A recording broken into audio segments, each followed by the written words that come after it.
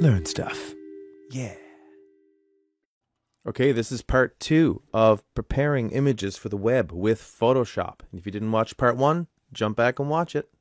In the first video, we talked about raw images and JPEGs and what happens when you import a raw image into Photoshop and why you should use raw images anytime you're going to use Photoshop to work with an image or a photo you've taken. Now, we also talked about where you could find the place to change the image size and the canvas size and what the difference is between the canvas and the image size and rotating. Now, those are fairly roundabout ways to do the work we want to do.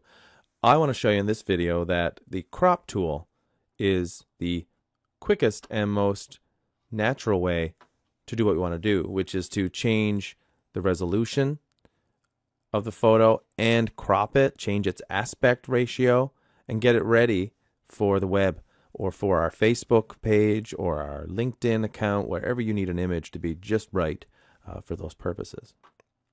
Now keep in mind, we talked about the fact that in the image sized menu, you could see that this really is a high quality photo. It's got 6,000 by 4,000 pixels in it, and that's a resolution of 300 dots per inch, and that is way more than you would ever need for basic usage on the web or on a website for a banner or a profile picture. So let's go to the crop tool, which is right here.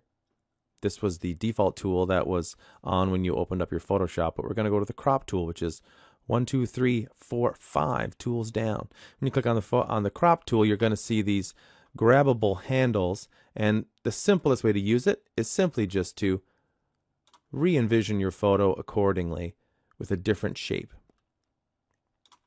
Now you'll notice that when you're cropping, it also gives you these third lines, which in photography and composition concepts is a very common and powerful thing to understand, that the human eye actually responds to elements that are placed in the third points in the division of an image or any space. It's also related to the concept of the golden ratio, and any of those things are really interesting to look into if you're interested in taking great compositions and great photos. So let's position Pepper the dog here right on the rule of thirds, and you'll notice that I'm simply doing that by clicking and holding inside to move the photo around within my newly cropped dimensions. So the outer edges of this crop view allow you to change the shape of the image, to change its aspect ratio, the relationship of the width and height and the ratio of that. And clicking and holding inside this cropping frame allows you to reposition your original image within this new window that you've created with the crop tool. Now, if you don't want to do this crop, or you want to commit to it, you can right click, and in the bottom you can say crop and you can say cancel. Now cancel is a good thing if you don't want to do what you're doing and change the actual original image. If you're ready to commit, say crop, and you've now recropped your image. Let's have a look under the image menu for a second to see what really happened. Click on the image menu, click on size, and you'll see that I've now reduced my pixels and the actual size of my image simply by cutting off parts of it I didn't want. Now this doesn't really make too much of a difference when it comes to, getting this ready for a website and wanting the website to load these images quickly. It's still quite huge. So it's still 4,600 pixels. We haven't lost a lot of data. It's still a resolution of 300 dots per inch. So let's cancel that, and we're going to undo this crop. So we need to figure out, with that new skill that we've learned with the crop tool, we need to figure out exactly how big we want it. And how does one figure out what really is the ideal size for the website you're making content for, or the Facebook page, or the LinkedIn profile, whatever you need an image for online and electronically. How do you figure that out? Well, the good news is that a little bit of investigation on these social media services and or in the web service that you use to make your web page, such as WordPress or Joomla, any investigation will quickly find that Facebook is happy to share all the specific details and the design recommendations. Design recommendations in this case for making a Facebook ad. And if you've ever wanted to make a Facebook ad, this is where you'd find exactly how big to make it. So if you're going to make a Facebook ad, you should be considering that it should be 16 by 9 or 9 by 16, either one. This is just a flipping of the aspect ratio. And there's also a reference to how many pixels it should be. And it just indicates here that when the link is included, it does a little bit of additional cropping. So it's good to notice that when you include a link with your photo, that Facebook will crop the image down to a 1.91 by 1 inch. Oh, sorry, by 1. It's not an inch, I'm sorry. So the ratio itself is 1.91 by 1, whereas the default without the add below is 16 by 9. And these are just ratios. They don't refer to the size per se or the number of pixels. What's really interesting, however, is it gives this as a minimum of pixels. The recommended resolution is at least this. It could be bigger, but you should still keep the resolution intact. So let's create an image for Facebook that is 1200 by 628 pixels when we're done.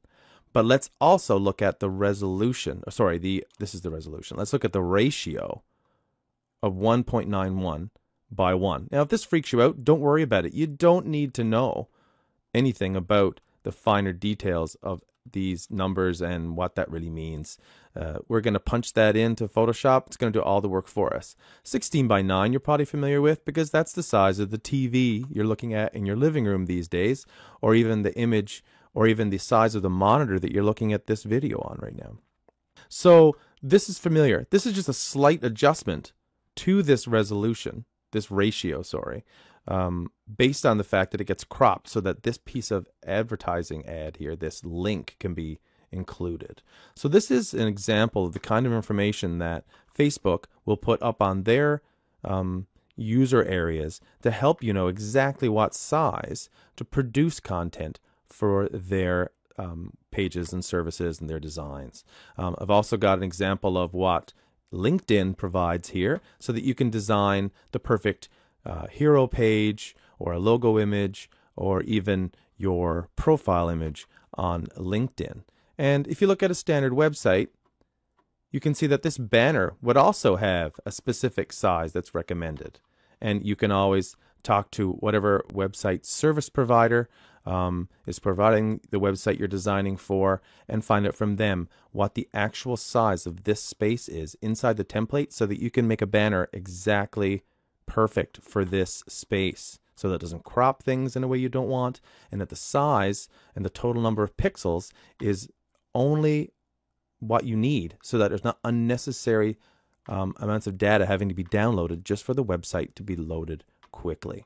So this is the kind of information that's out there if you look for it so that you can know exactly how to create a graphic or an image for these services and these templates. All right, so back to Photoshop. All right, so right here in this area that's called the control palette, we've got an option for ratio and an option for width and height resolution in pixels. So let's look at the ratio first.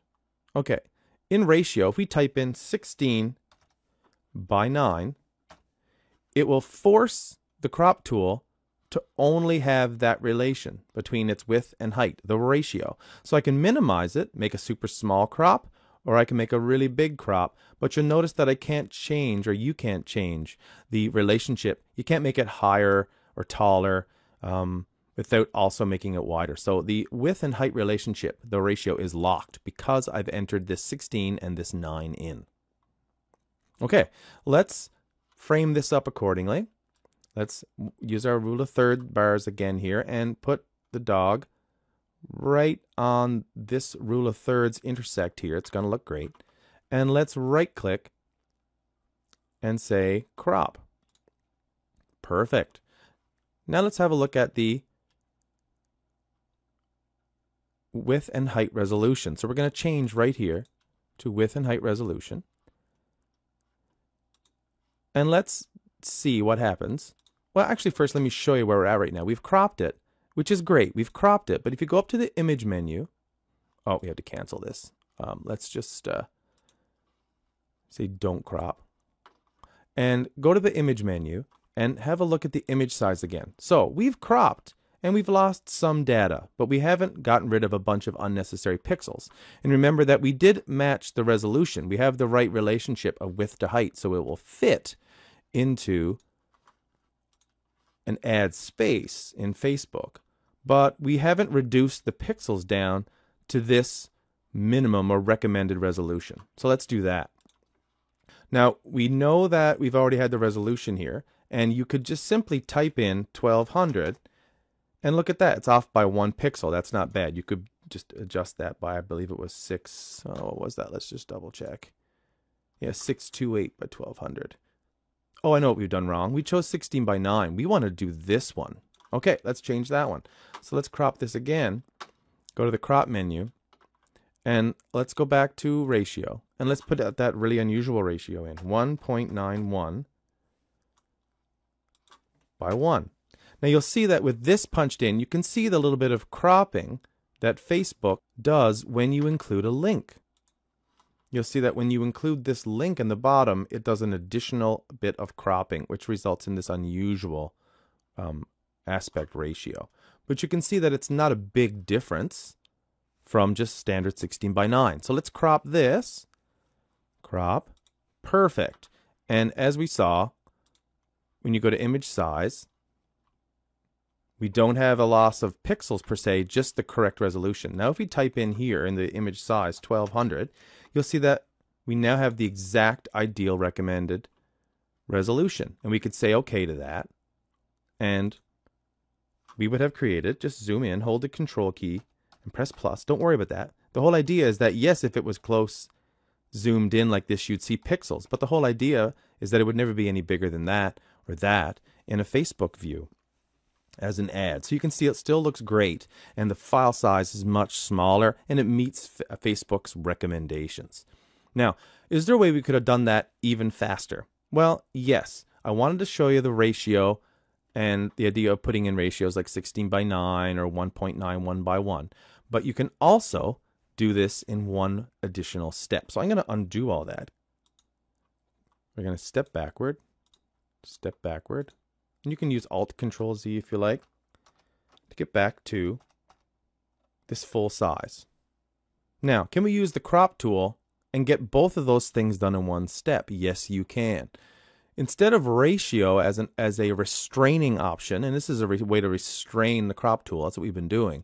If instead of going for ratio, if you start with width and height, and you'll notice here it says that pixels and or inches with these px or in as indicators can be used in these two fields.